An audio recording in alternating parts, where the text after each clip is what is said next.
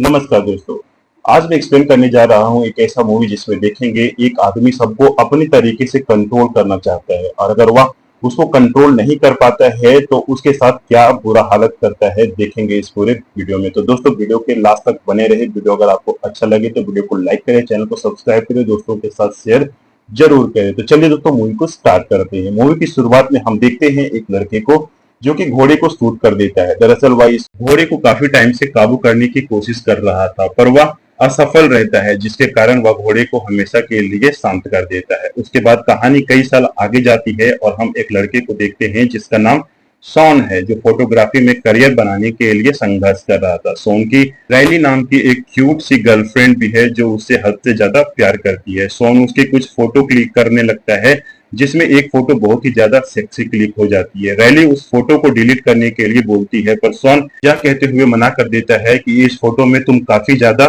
खूबसूरत लग रही हो, जिसके बाद वह दोनों इंटीमेट होते हैं। अब सॉन अपने माँ के पास जाता है। माँ के पास पहुंचकर अपनी कार की डिक्की खोलता है जिसमें बहुत सारा कीमती सामान पड़ा हुआ था। उसमें से एक रिंग उठाकर बॉक्स में डाल देता है और फिर हम उसे उसकी माँ के पास देखते हैं। दरअसल वह अपनी माँ के लिए गिफ्ट पैक किया था क्योंकि आज उनका बर्थडे था। अब हमें यहाँ पर सॉन के स्टेप फादर को दिखाया जाता है जो सॉन को बिल्कुल भी पसंद नहीं करते हैं क्योंकि वह सॉन को अच्छी सी जॉब करने के लिए कहते हैं, पर सॉन को जॉब करना, किसी के अंदर रहकर काम करना बिल्कुल भी पसंद नहीं था। सॉन अपने दोस्त के साथ एक रेस्टोरेंट के पार्किंग में जॉब करता था। यह जॉब तो बस दिखावे के लिए था। असल में ये दोनों उस गेस्ट की कार को पार्क करने के बहाने उसी के घर ले जाया करते थे और दूसरा लड़का उस गेस्ट पर नजर रखता था और घर पर किसी को ना पाकर ये उनके घर से ऐसी छोटी छोटी चीजें चुरा लिया करते थे जिनके गायब होने से उस ऑनर को बिल्कुल भी पता नहीं चलता था। मतलब कि एक तरह का ये दोनों चोर थे। इसी तरह जब कार्ल नाम का एक आदमी उस रेस्टोरेंट में आता है, सोन उसकी कार लेकर उसके घर पहुंच जाता है। घर काफी बड़ा और आलीशान था लेकिन खाली खाली था। जिसके बाद उसे वहां एक क्रेडिट कार्ड मिलता है जो कि आज ही मेल से आया था। जिसके बाद वो कार्ल के बेडरूम में जाकर उसका फोन यूज करके उस कार्ड को एक्टिवेट कर देता है। सॉन बिना किसी देरी के वहां से निकल जाना चाहता है लेकिन तभी उसकी नजर एक ऐसे दरवाजे पर जाती है जिसमें बहुत बड़ा ताला लगा हुआ था। वह ज्यादा लालच नहीं करना चाहता है लेकिन उसका दोस्त जो फोन पर था वह उससे कहता है कि ऐसा हाथ मारना जिससे उन्हें कभी दोबारा चोरी करने की जरूरत ना पड़े। जिसके बाद सॉन एक चाबी से उस लॉक को खोलकर अंदर जाता है लेकिन उस कमरे में बस एक कंप्यूटर और एक चेकबुक पड़ी थी। जिसके बाद वो फोटो लेने लगता है लेकिन तभी उसकी जान हलक में आ जाती है क्योंकि उसके कैमरे में एक लड़की कैप्चर हो जाती है जिसे चेयर पे एक घोड़े की तरह बांधा गया था। इस लड़की का नाम कैटी है। सॉन उसे खोलने की कोशिश करता है पर उसकी यह कोशिश कामयाब नहीं हो पाती है। कैटी बताती है कि ये सारे लोग बस एक ही चाबी से खुलते हैं जो कि कार्ल के गले में लटकी हुई थी। अब केटी यह भी बताती है कि फिलहाल वहां पर लगा हुआ कैमरा बंद है लेकिन कभी भी ऑन हो सकता है। वहीं दूसरी तरफ कार्ल भी बाहर आ गया था और वो सॉन के दोस्त से उसकी कार लाने को कहता है। यह सुन के वह काफी घबरा जाता है क्योंकि सॉन अभी तक वापस नहीं आया था। वह सॉन को फोन करके वापस आने के लिए कहता है। कैटी सॉन से उस रूम को पहले की तरह ठीक करने को कहती है जिससे कार्ल को कोई शक ना हो। जिसके बाद सॉन वहां से निकलने लगता है। दूसरी तरफ कार्ल ने उस रूम के कैमरे को ऑन कर दिया था जहां केटी को कैद करके रखा हुआ था। अब सॉन का मन नहीं मानता है और केटी को वह बचाने के लिए फिर से उसी कमरे में जाने लगता है लेकिन केटी उसे बताती है कि कैमरा ऑन है, इस वजह से वह अंदर नहीं जा पाता है और कार लेकर वह रेस्टोरेंट की तरफ जाने लगता है। लेकिन गलती से वह एक टूल को अपने साथ ले आया था जिसे उसने उस कार की सीट के नीचे छुपा दिया था और फिर रेस्टोरेंट पहुंचकर कार्ल को उसकी कार सौंप देता है। कार्ल को उस पर कोई शक नहीं होता है। सॉन ने उस लड़की की वजह से काफी परेशान था और पुलिस को फोन करने के बारे में सोचता है। एक लोकल फोन बूथ से पुलिस को फोन करता है और कार्ल के घर का एड्रेस देकर उसे सब कुछ बता देता है और बाद में डायरेक्ट से कहता है कि आज से वह चोरी करना छोड़ रहा है और फिर वह अपनी कार लेकर कार्ल के घर पर पहुंच जाता है और उसके घर पर नजर रखता है। अब कार्ल अपना फोन यूज करने लगता है तो फोन की कॉल हिस्ट्री देखकर कार्ल को शक होता है। तभी वहां पुलिस आ जाती है जिसे सॉन ने वहां पे बुलाया था। पुलिस कार्ल से पूछताछ करने लगती है और उन्हें पता चलता है कि वहां एक लड़की तो है लेकिन वो कार्ल की गर्लफ्रेंड थी, इसलिए पुलिस बिना तलाशी लिए हुए वहां से चली जाती है और हमें पता चलता है कि वो लड़की कार्ल की गर्लफ्रेंड नहीं बल्कि एक एस्कॉर्ट है जिसे कार्ल ने पैसे देकर बुलाया था। कार्ल बहुत ही ज्यादा शातिर और खतरनाक था। उसे शक था कि उस पर कोई नजर रख रहा है। अब वह एक चाल चलता है।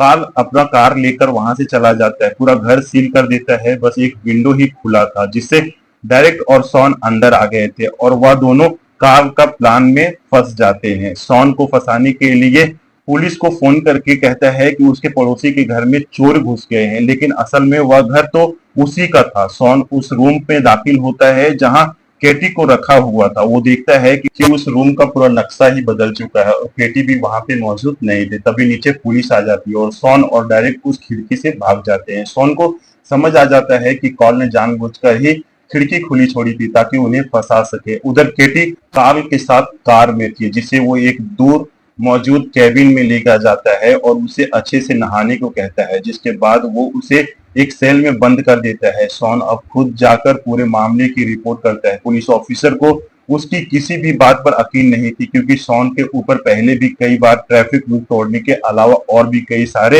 एलिगेंस लग चुके थे। पुलिस को लगता है कि सॉन ने नशा किया हुआ है, लेकिन फिर भी वह एक बार उसकी तसल्ली के लिए कार्ल के घर जाकर छानबीन करता है और वह अपना गैरेज दिखाते हुए कार्ल को पता चलता है कि वहां से उसका एक टूल गायब है। पुलिस वाला वापस आता है और सॉन से कहता है वह कार्ल को परेशान करना बंद कर दे। उसे लगता है कि सॉन को कार्ल से कोई पर्सनल दुश्मनी है जिस वजह से वह उसको टारगेट कर रहा है। उधर कार्ल सॉन के पीछे हाथ धोकर पड़ जाता है और उसे ट्रैक करने के लिए उसके कार में एक डिवाइस लगा देता है। सॉन अपना मामला लेकर फिर से एफआई के पास जाता है, लेकिन वहां भी उसकी कोई भी सुनवाई नहीं होती है। कार्ल सॉन का पीछा कर रहा था और उसे परेशान देखकर वह काफी खुश होता है, जिसके बाद वो सॉन का पीछा करता है और उसके घर तक पहुंच जाता है और जब सॉन नहा रहा होता है तब उसके लैपटॉप से सारा डेटा कॉपी कर लेता है और उसके कैमरे का मेमोरी कार्ड भी निकाल लेता है जिसमें रैली की प्राइवेट फोटोज थी। उसके बाद उसने रेस्टोरेंट के मैनेजर को धमकाकर सॉन और डायरेक्ट को जॉब से भी निकलवा दिया। सॉन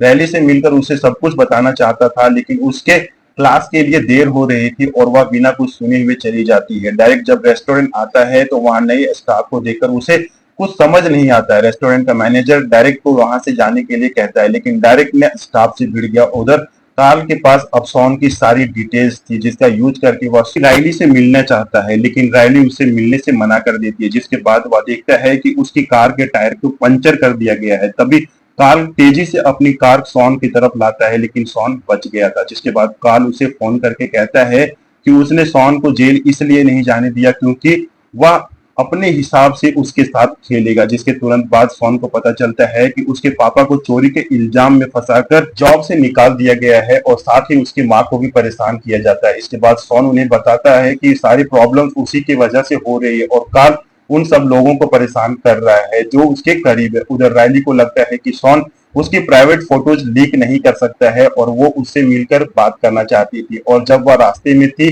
कार्ल उस पर हमला करके उसे बुरी तरह से मार देता है। सॉन को फोन आता है कि रायली हॉस्पिटल में। सॉन उसके पास आता है और बता देता है कि यह सब उसी की वजह से हो रही है। जिसके बाद रायली उससे वहां से दफा होने के लिए कहती है। उधर सॉन को कार्ल के चेकबुक से उसका दूसरा एड्रेस भी मिल चुका था जो कि उसी कैबिन का था। जिसके बाद वो डायरेक्ट को फोन करता है, लेकिन तभी कार्ल तो उसके घर पे पहले से ही मौजूद था। डायरेक्ट को शूट कर देता है और ऐसा दिखावा करता है जैसे कि उसने सुसाइड किया है। सॉन जो लाइन में था उसे जब गन चलने की आवाज आती है वह पुलिस को फोन करता है, डायरेक्ट की वीडियो कॉल करता है, यानी कि सॉन के पास कॉल की फोटो आ जाती है जिसे वो एफआई को भेज देता है, जिसे वो डायरेक्ट के घर जाता है, लेकिन उसे अंदर जाने नहीं दिया जाता है। जिसके बाद वो कार्ल के घर आता है जहां कार्ल ने ऑलरेडी बम लगाया हुआ था और घर को पूरी तरह से लॉक था। अब सॉन कार्ल के चाल में फंस जाता है, लेकिन वह किसी तरह से वह घर से बाहर निकल जाता है और सामने ही कार्ल की कार उसे मिल जाती है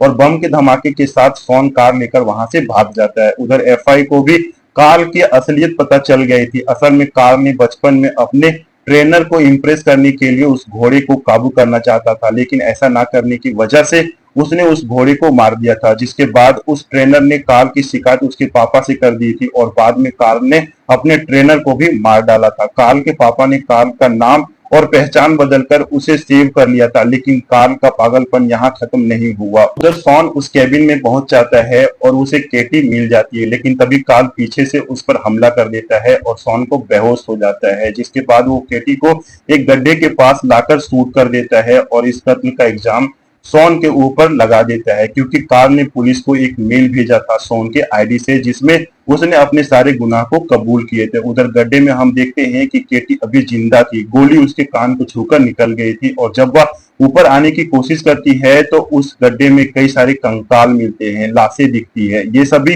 कार्ल के विक्टिम थे जिन्हें वह उस गड्ढे में लाकर दफना दिया था। केटी ऊपर आने में कामयाब हो जाती है और सॉन को वहां देख के खुश होती है। कार्ल को इस बारे में कुछ भी पता नहीं था, जिसके बाद केटी कार्ल के ऊपर एक फावड़े से हमला कर देती है और वो दोनों वहां से भागने लगते हैं। कार्ल उनका पीछा करता है और केटी को पकड़ लेता है, और जैसे ही वो उसे शूट करने वाला होता है, सॉन पीछे से आकर उस पर हमला कर देता है और उसे बुरी तरह से मारता है। पुलिस जब वहां आती है तो उन्हें वहां सॉन और केटी दोनों मिल जाते हैं, और केबिन के अंदर जाने पर उन्हें कार्ल उसी हालत में मिलता है जिसे हमें केटी मिली थी, मतलब चेयर से एक घोड़े की तरह बंधा हुआ। कार्ल जिसे बचपन में से ही घोड़ा को काबू करने का जुनून था, वह इंसानों को भी ठीक वैसे ही काबू में रखना चाहता था, और जैसे घोड़ों को रखा जाता है और उन्हें काबू न कर पाने की वजह से वो उन्हें मार डालता था, जैसे कि मूवी की शुरुआत में उसने उस घोड़े को मार डाला था, और मूवी यहीं पे खत्म हो जाती है। दोस्तों, उम्मीद करता हूँ ये मूवी का एक्सप्लेनेशन आपको अच्छा लगा हो। अगर अच्छा लगा हो तो वीडियो को लाइक करें, चैनल को सब्सक्राइब करें और अपने